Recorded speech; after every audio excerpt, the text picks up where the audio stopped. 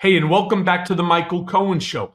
We're crushing it. As I said before, let's get not just to the 50,000. We're already there with over 1 million views. I mean, we are, thanks to you, we are rocking it. So let's now get it up to 100,000 as quickly as we can. And I want to talk about Jerry Nadler and 7 other Democratic members of Congress who are calling for Joe Biden to have an open Democratic convention. So let's watch this MSNBC clip of them talking about this, and then you're going to get my reaction. Lawmakers have not been back to the Capitol since that debate. They're returning actually in person tomorrow, so I assume we will see even more of them joining in person, finally huddling and reconvening with their colleagues to get on the same page or not about what President Biden's future should be as the leader of their party. You see all of those names and faces on your screen. The 4 additions are very significant because remember, this call that House Democratic leader Hakeem Jeffries convened actually had the top Democrats on the key committees join the call. So you're talking about guys like Jerry Nadler. This is somebody who is the top Democrat on the Judiciary Committee. You're also seeing Adam Smith, the top Democrat on the Armed Services Committee. You're seeing others as well following suit. And we're told, according to our sources, that on the call, those 4 expressed a lot of concern, specifically with Biden being the top of the ticket. They want to see another nominee. Other sources said that there was overwhelming support, for example, for Vice President Kamala Harris to step into that role. With others, should Biden step aside, certainly not all of them calling on him to do so. He did have a large defense, a fierce defense from members of the Congressional Black Caucus that were on the call. We're told Barbara Lee, Maxine Waters, 2 veteran lawmakers from California, they defended Biden on the call as they have done publicly. We also saw a statement from another member of the Congressional Black Caucus who was not on the call, Frederica Wilson of Florida, but she criticized some of her fellow Democratic colleagues who are taking this moment to call on Biden to step aside, saying, like many others that I've talked to, that every single minute they talk about the need to replace Biden is a minute wasted that they could be talking about Trump. Oh, Jerry. First of all, I made a mistake. It wasn't 8 members, it's 9. All right, even worse. But Jerry, listen, let me be clear about something. I actually, when I saw that, I threw out a tweet, a post now on X, where I said, no, Representative Jerry Nadler, it's you who needs to go. I want to be clear about something too. Jerry Nadler is 78 years old. So this guy is 2 years younger than Joe Biden. He's no spring chicken. Let's go back to that post for a quick second.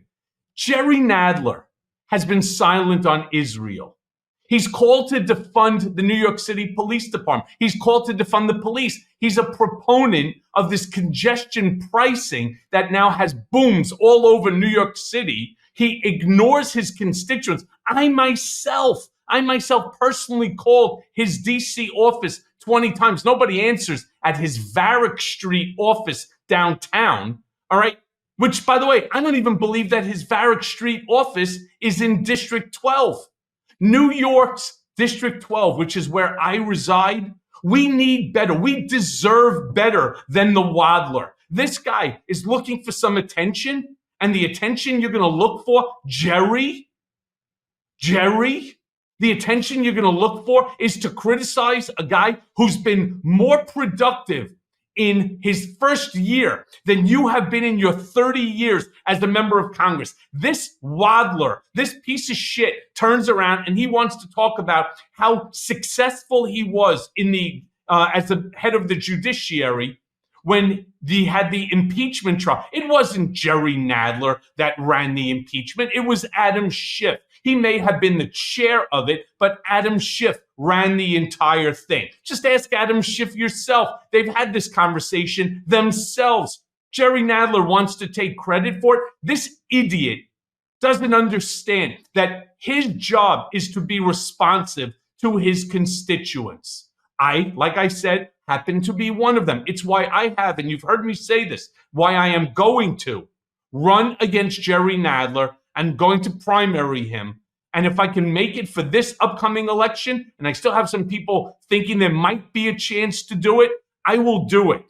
I will run against him. And if it's not now, the very day after the November election, I am announcing that I'm running. I'm opening up, and I already have the account set up, and I already have the website set up, and you will be the first to know what it is. I will run against him. You do not ignore your constituents. That's what you are there for, not to sit there and talk about do you even know what your constituents want as it relates to Joe Biden? Did you take some sort of a poll? Or did you ask your next door neighbor, the guy that cooks you your breakfast? Wadler, what do you think? The answer is you have not. Nobody has heard from you. All we know is that you want to defund the police? Really?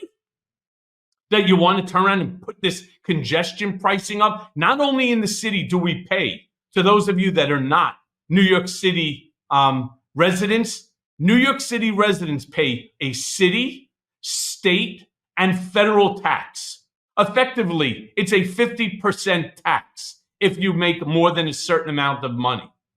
That's what Jerry Nadler now wants to do, is increase that. They can't increase the city tax. It would cause a complete chaos. So they want to get into your pocket the way they can. Every time you travel down below 60th Street, you're going to get charged $15. And that's once a day. But if you travel for work 5 days a week, could you imagine what you're talking about? It's like $4,500 extra a year. On top of that, you have to pay for parking, meaning a parking garage, because there's no place to park on the street.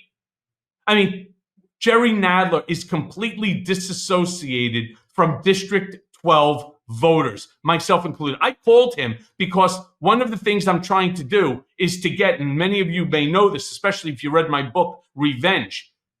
I made a request for my FOIA documents, for my documents via FOIA, the Freedom of Information Act. At first, they turn around and they claim that there were no documents relevant to the request. And this is why I'm so disgusted by Jerry. This is the key, by the way, to defeating Donald Trump by the Biden administration. They claim that there were no documents. I had 4 of the documents. Somewhere I must have picked them up during my 7 different congressional hearings. And I said, well, you're wrong. I gave them to the lawyer, Mark Zaid. He filed the action. They respond back a few weeks later saying, we apologize, you're right. There are documents that are relevant to your FOIA request. Initially, we said that there were not. We have located 486,000. Let me say that again, 486,000 documents, all about the unconstitutional remand and some actions taken against me, making me the first political prisoner held by my own country because I wouldn't waive my First Amendment constitutional right. I reached out to Nadler for his assistance regarding this incredibly important need for the documents. Not a response back. Varick Street, it's a recording. DC, spoke to a couple of people, each and every time. So far, left my name and number at least 20 times, not a call back. I don't know what the man does. I know he likes to be the head on of these proceedings and so on, none of which have accomplished shit. So, my friends, I promise you, you will see me one way or the other. You're going to see me come at the Wadler and come at him with the Michael Cohen gusto that District 12 needs and deserves. But as it relates to Joe Biden, again, let's just all ignore Nadler and the other 8 individual members of Congress. We need to back Joe Biden. We need to make sure that November election is not just a win for Biden and Harris, but it's going to be an ass-kicking. It'll be a decisive victory to send a message to all Trumpers, to MAGA, that Trumpism is fascism and it must be eradicated from our body politic once and for all. Hey, everyone. First of all, thanks for watching. We're going to be posting daily episodes with reactions and talking about politics. We'll be talking about everything, in fact. So please like and subscribe. Join us on this journey.